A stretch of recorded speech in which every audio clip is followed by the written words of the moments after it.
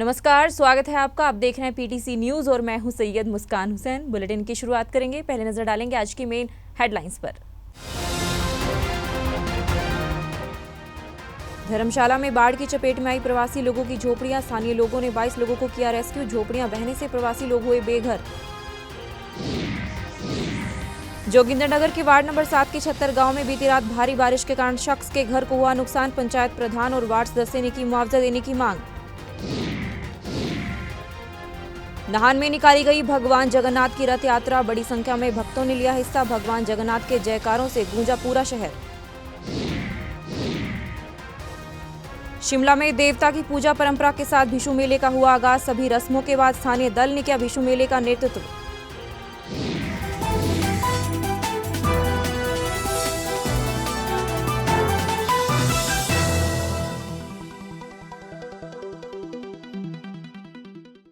Bulletin की शुरुआत करेंगे अहम खबर के साथ। कांगड़ा में लगातार हो रही भारी बारिश के चलते काफी नुकसान की खबरें सामने आ रही है। मांझी खड्ड के साथ रह रहे प्रवासी लोगों की झोपड़ियां भी बाढ़ की चपेट में आने की खबर है। जानकारी के मुताबिक बीती रात स्थानीय लोगों ने 22 प्रवासी लोगों को बारिश में रेस्क्यू किया है और सुरक्षित जगह पर पहुंचाया है। वहीं मांझी खड्ड में प्रवासी लोगों की झुग्गी झोपड़ियां पानी के तेज बहाव में बहने की भी खबर है, जिस कारण अब प्रवासी लोग और उनके बच्चे बेघर हो गए हैं। बहुत ज़्यादा बारिश से भाई और बच्चे का निकलना बड़ा मुश्किल हो रहा था।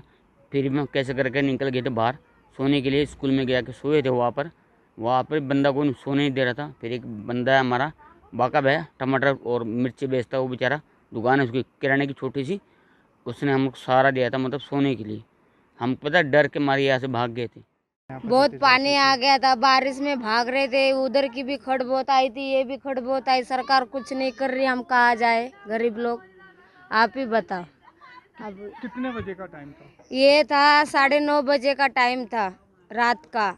हमारे झुग्गी में इतना ला पानी बढ़ गया, बिच्छू काटे भी 2 बार मारे। हम क्या कर सकते। हम उधर भागे थे सड़क के ऊपर, फिर उधर थोड़ा सा पानी 10-12 बजे खत्म हो गया। फिर आ गए, गिले कपड़े पे सो गए। बाढ़ आई थी तो सारा तो कपड़े कुपड़े सारे गिले हो गए। बारिश में तो बैठे रहे, तो उसके ऊपर तो हमने खाना भी नहीं बनाया। क्या भगवान को, हमको तो रात को भाग गए करके बच गए, नहीं तो हम तो चले ही जाते। जोगिंदरनगर के वार्ड नंबर 7 के 76 गांव में बीती रात हुई भारी बारिश के कारण एक शख्स के घर को काफी नुकसान हुआ है, जिसके बाद पंचायत प्रधान और वार्ड सदस्य ने मौके पर पहुंचकर स्थिति का जायजा लिया है और इस दौरान पीड़ित परिवार और पंचायत प्रधान ने सरकार और प्रशासन से जल्द उचित कदम उठाने और पीड़ित परिवार को उचित मुआवजा देने की मांग उठाई है। रात का मौसम है तो वहाँ पर बारिश ज़्यादा हुई रात को, इसलिए थोड़ा पानी आने का नुकसान हो गया जी। जो भी पीडब्ल्यूडी की तरफ से, जो भी विभाग की तरफ से जो भी होगा, हम मतलब करने का प्रयास करेंगे जी।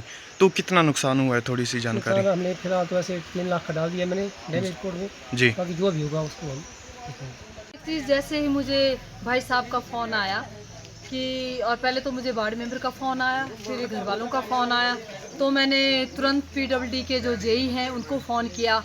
और जैसे ही उनको फ़ोन किया वैसे उन्होंने यहाँ पे लेबर भेज दी और इनके डिपार्टमेंट के आदमी भी यहाँ पहुँच गए। और हमने विभाग से रिक्वेस्ट की है कि इस काम को जल्दी से जल्दी किया जाए ताकि इनका और नुकसान ना हो। और जो ये डंगा है इसको भी इन्होंने एस्टीमेट इसका बना लिया हुआ है और मैं आशा करती हूँ कि ये जल्दी से जल्दी डंगा तैयार हो जाएगा। और जो हमने इनको कहा कि जो यहाँ पे नालियों की खुदाई थोड़ा अच्छे प्रॉपर ढंग से कर दे ताकि पानी का जो निकास है वो सही ढंग से हो पाए। विधानसभा चुनाव को लेकर भाजपा लगातार प्रचार में जुटी है। इसी कड़ी में धर्मशाला पहुंचे भाजपा के प्रदेश अध्यक्ष राजीव बिंदल ने पार्टी उम्मीदवार के लिए वोट की अपील की है। इस दौरान उन्होंने नुक्कड़ जनसभा को संबोधित करते हुए प्रदेश की सुक्खू सरकार पर जमकर निशाना साधा है। राजीव बिंदल ने कहा है कि मुख्यमंत्री जी 28,000 नौकरियां देने की बात कहकर प्रदेश की जनता से सफेद झूठ बोल रहे हैं और इन उपचुनाव में प्रदेश के युवा वोट के जरिए अपना जवाब देंगे।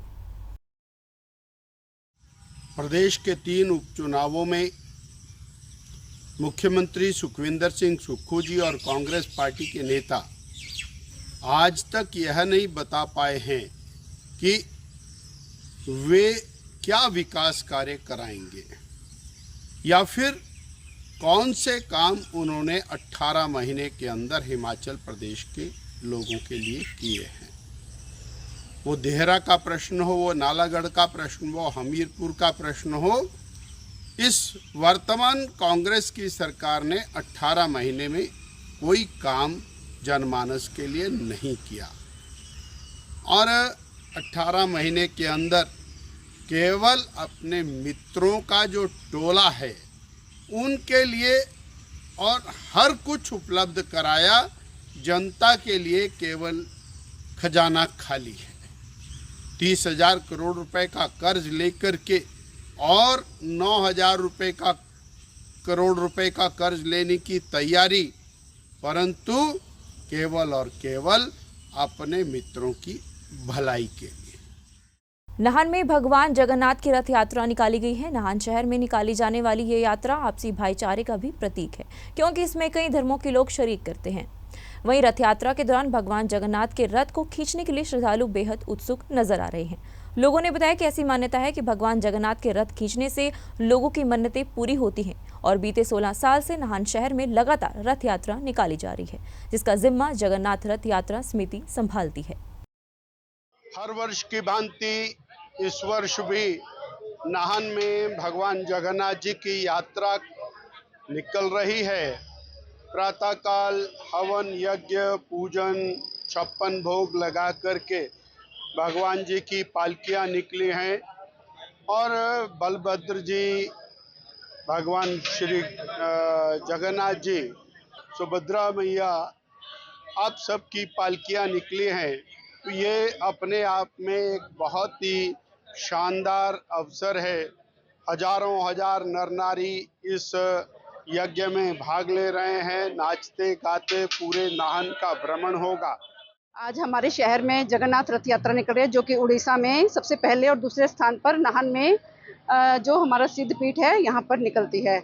और इस दिन सब भक्ति भाव से पूरी तरह से पूरा शहर परिपूर्ण होता है और वो सब यात्रा में बड़े उत्साह से शामिल होते हैं। जगह जगह पर लोग स्टॉल लगाते हैं और सब इसका आनंद लेते हैं। ठियोग के जनाहा क्षेत्र में देवता की पूजा परंपरा के साथ बीशू मेले का आगाज हो गया है। स्थानीय देव परंपरा और नृत्य आदि रस्मों के बाद स्थानीय दल ने मेले का नेतृत्व किया है और ढोल नगाड़ों की थाप के साथ मेले का शुभारंभ किया है।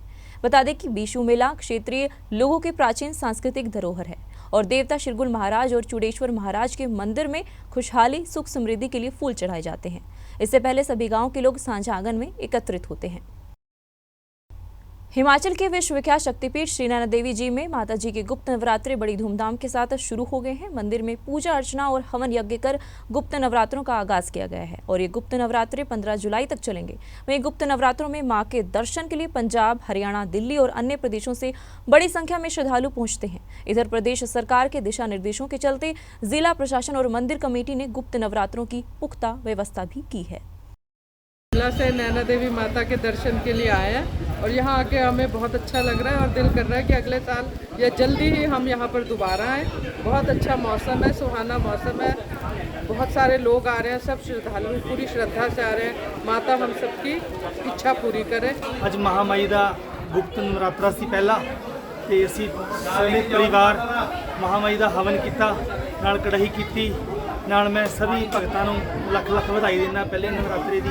और एक तुहानूं मैं होर जरूरी सूचना देना कि माता नैना देवी सेवा दृष्टि अंबाला शहर के वलों 10वां भंडारा लगना जा रहा है आनंदपुर साहब रेलवे स्टेशन से। माता जी के शुक्ल पक्ष आषाढ़ शुक्ल पक्ष के 6 जुलाई से माता जी के गुप्त नवरात्रों का शुभारंभ हो चुका है। आज से निरंतर नवमी तक माता जी का समस्त पुजारी वर्ग द्वारा जप तप यज्ञ अनुष्ठान पूजा अर्चना जप यदि आगंतुकों के कल्याणार्थ विश्व शांति हेतु तीर्थयात्रियों के कल्याणार्थ निरंतर जप तप यज्ञ किए जा रहे हैं। फिलहाल के लिए इस बुलेटिन में बस इतना ही। मुझे दीजिए इजाजत। नमस्कार।